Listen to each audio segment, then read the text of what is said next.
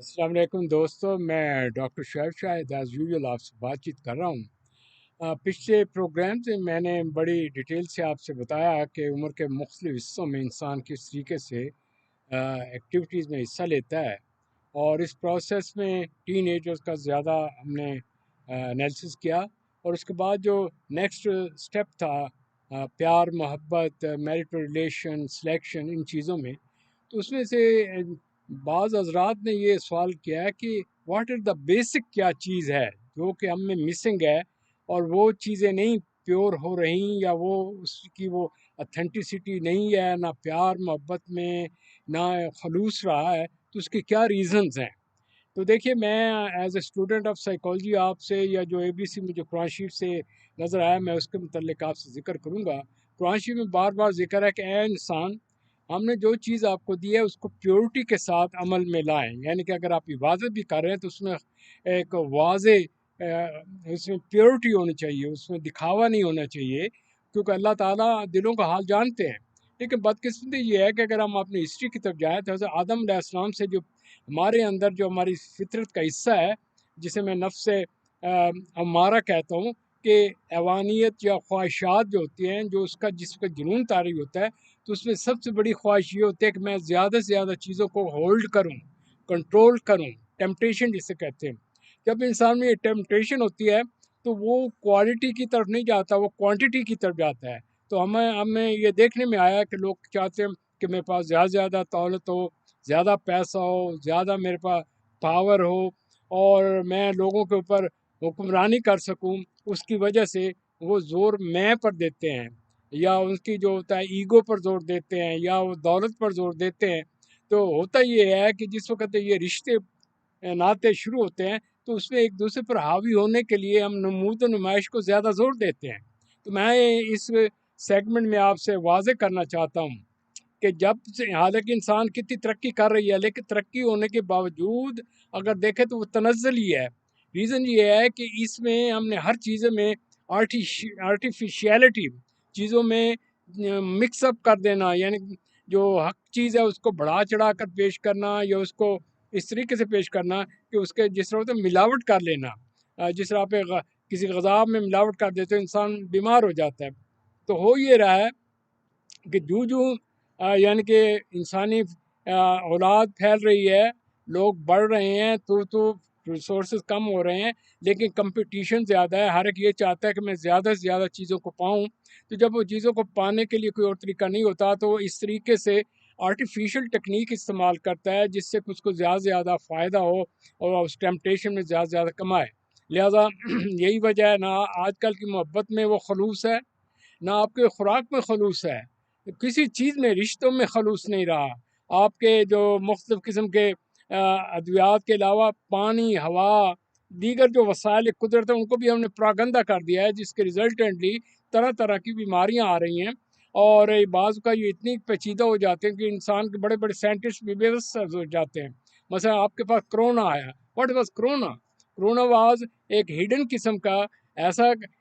अल्लाह ताला ने आपको अजाब के तौर पर भेजा कि वो, आप जो भी चीज़ जिससे मिलता था, सांस के ज़रिए वो आगे फैल जाता था। तो अल्लाह ताला ने पुरानी जो कौमें हैं जिन्होंने इस तरीके से गलत काम किए, टेम्पटेशन की, लोगों को दिखावा किया, जुल्म किया, ज़्यादती की, ना अनजस्टिस की, तो उनको तरह तरह की सज़ाएँ दी गई। हज़रत नूह से लेकर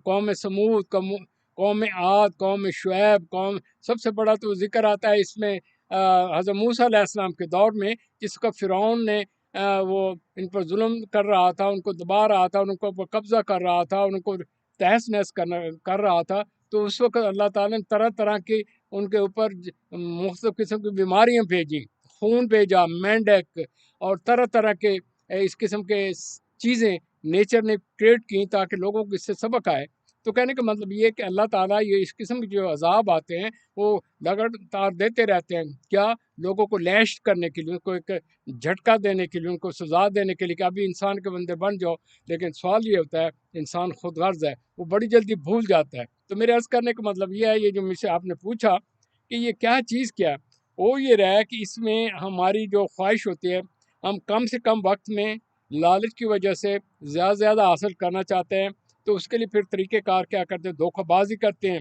چیزوں میں ملاوٹ کرتے ہیں، بے ایمانی کرتے ہیں، پھر بیوقوف بنانے کے لیے مختلف قسم کے رول پلے کرتے ہیں، جھوٹ بولتے ہیں، ہیرا پھیری کرتے ہیں۔ تو اس وقت یہ تمام یہ جو میں نے آپ سے عرض کی ہیں چیزیں، یہ ہمارے بیہیویئر میں ہو رہا ہے، ہمارے سوشل انٹریکشن میں ہو رہا ہے۔ تو یہ دیکھیں، یہ جو پیار محبت جس کا میں ذکر کیا، تو اس میں کیا ملاوٹ ہوتی ہے؟ ہر ایک کی اپنی خود غرضی ہوتی ہے کہ میری اپنی نفسیاتی خواہشات پوری ہو جائیں، میری جنسی خواہشات پوری ہو جائیں، یا میں اس لڑکی کو یا اس لڑکے کو میں قابو میں کر لوں، تو اس کے لیے وہ شوبدہ بازی، دکھاوا اور اپنے آپ کو اوور پلے کرنا اور اپنے آپ کو سمجھانا کہ میں ان سب سے بہتر ہوں، اس چیز کو ظاہر کرنے کے لیے جو اس کی اصل پرسنالٹی ہو، اس کو پردہ پا کر ایک نیا لبادہ اوڑھ کر آتا ہے تاکہ دوسرے کو امپریس کریں۔ لہذا اگر دیکھا جائے تو موجودہ دور میں یہ سب سے بڑی جو پرابلم ہو رہی ہے وہ یہ ہوتا ہے کہ اس کوانٹٹی بڑھانے کے چکر میں جب یہ پروپیگنڈا یا لوگوں کو دھوکہ وغیرہ دیا جاتا ہے، تو اس کا ایفیکٹ یہ ہو رہا ہے کہ جو نئی آنے والی نسل ہے وہ اس کو شروع ہی سے یہ محسوس ہوتا ہے کہ یہ جو مسلمان ہیں، یہ جو اتنے ہمیں حدیث اور احادیث اور مختلف قسم کے ہمارے جو سوشل مورل ایتھیکل ویلیوز ہیں ان کا ذکر ہوتا ہے، یا ہم جمعہ پر جاتے ہیں چیزوں، تو یہ صرف دکھاوے کے لیے ہیں۔ جب وہ دیکھتا ہے ہمارے ہی گھر کے اندر ہمارے والد صاحب ہیں، حاجی ہیں، دس ہیں، لیکن ملاوٹ کر رہے ہیں، ذخیرہ اندوزی کر رہے ہیں، دس کر رہے ہیں، جھوٹ بول رہے ہیں، اور بظاہر داڑھی بھی رکھی ہوتی ہے اور ریش میں کہ رسول پاک صلی اللہ علیہ وسلم کی سنت بھی ہوتی ہے، لیکن اس میں ہوتا یہ ہے کہ جب اس کا دینی اغراض مقاصد آ جاتے ہیں تو کوئی شخص بھی اپنے آپ کی اس غرض کی خاطر بڑے سے بڑا بے ایمانی دھوکہ کر لیتا ہے۔ لہٰذا آپ دیکھیں یہی حال آپ ہمارے مذہب کے اندر لیں، کس طرح فرقے بن جاتے ہیں، ہر ایک اپنے اپنا حساب کے بتا رہا ہے، پھر ہر ایک اپنے کرتب بتا رہا ہے، ہر ایک بتا رہا ہے ہمارے پیر صاحب یہ کہ ہمارے پیچھے یہ تھا یہ تھا، حالانکہ تمام چیزیں اگر وہ قرآن شریف پڑھتے اس میں لکھا ہے کہ یہ بنی اسرائیل سب یہی چیزیں کرتے تھے، ان کے بڑے کہتے تھے ہمارے پاس پاور ہے، ہمیں آگ ٹچ نہیں کر سکتے، ہم جس کا نام لیں اس کو ہم بخشا سکتے ہیں، ہمیں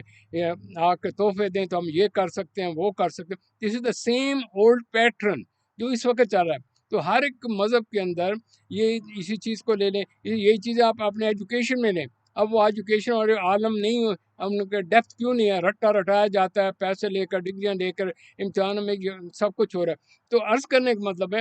جب بھی آپ کسی چیز میں چیزوں کو ملاوٹ کریں گے تو اصل چیز جو دکھاوے کے لیے آپ اس کو ایڈورٹائز کریں گے اور اس کا بڑا پرچار کریں گے، لیکن ان ریالٹی کیا ہو رہا ہے،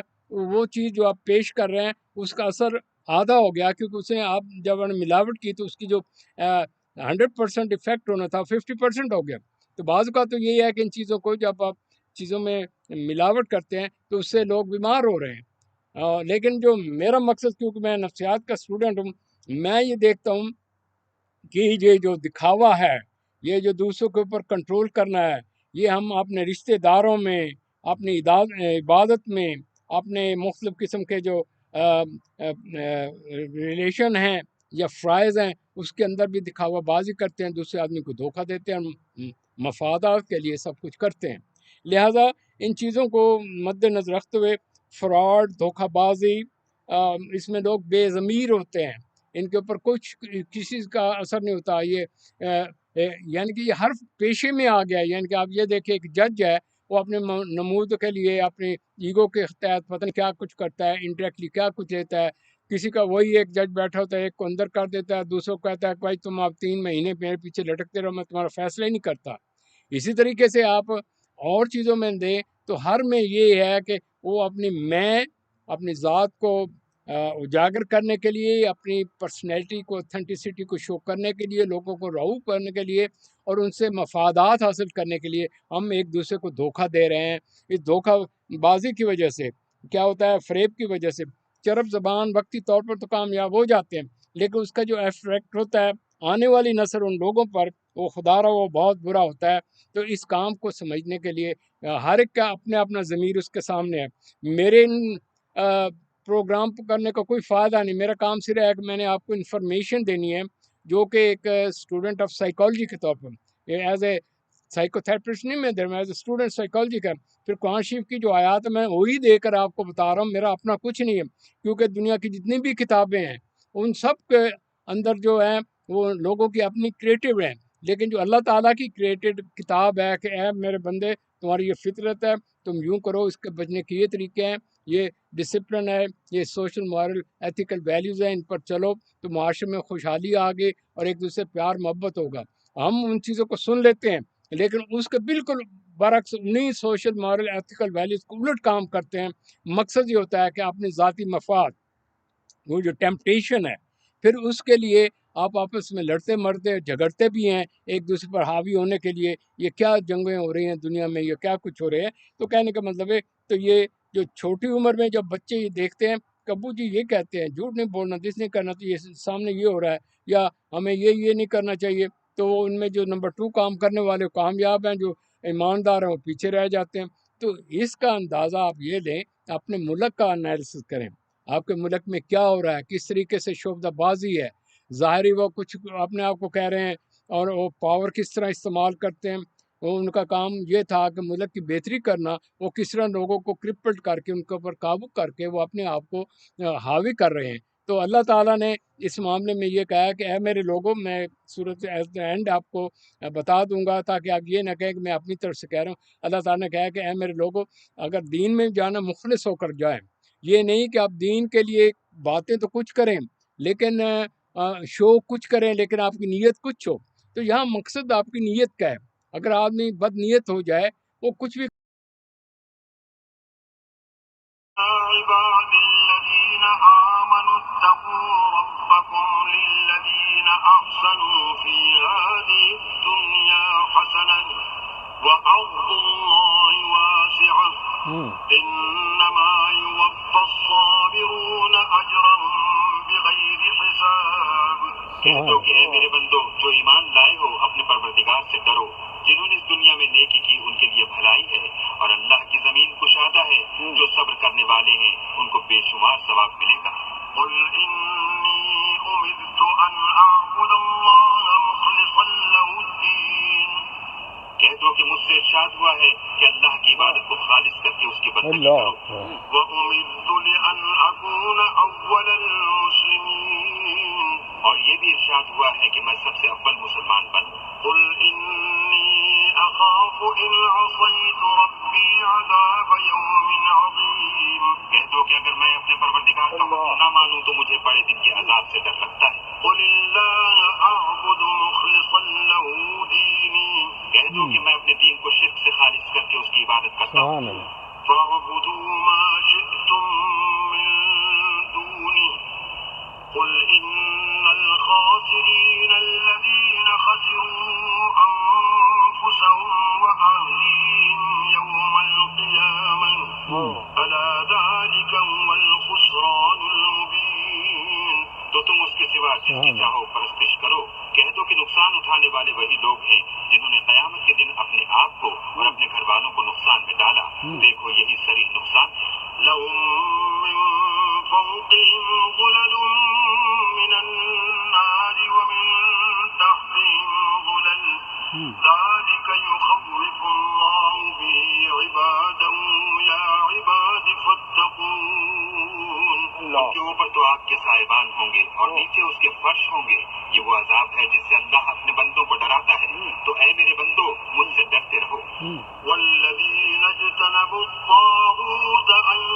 یعبدوها وانابوا الی اللہ لهم البشری فبشر عباد۔ سبحان اللہ۔ اور جنہوں نے اس سے اجتناب کیا کہ بتوں کو